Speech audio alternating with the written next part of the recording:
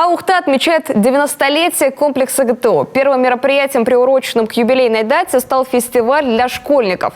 Прошло оно в местной школе номер 20, но позже его подхватят и другие учебные заведения города с еще большим размахом. Если позволит, конечно, эпидемиологическая ситуация, рассказывают организаторы.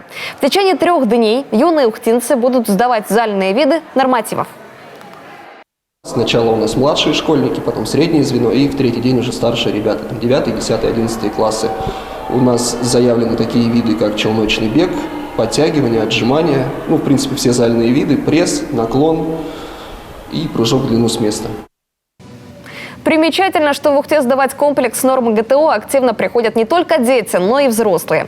Так, в прошлом году в городе, несмотря на пандемию, нормы сдали свыше 1000 человек. Из них на знаке отличия 837 ухтинцев.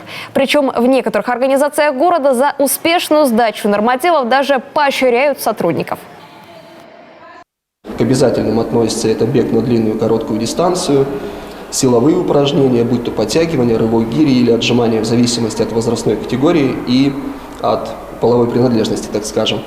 И к дополнительным видам относятся такие на гибкость, наклон вперед. Также можно выполнить плавание, стрельбу, либо из электронного оружия, либо из пневматической винтовки, челночный бег, лыжи, соответственно, бег по пересеченной местности. Метание гранаты тоже такой немаловажный момент. Многие приходят в летний период, стараются выполнять. У всех желающих есть возможность сдать ГТО и сейчас. Для этого необходимо зарегистрироваться на сайте, получить личный ID-номер, с помощью которого можно записаться в любой центр тестирования ГТО.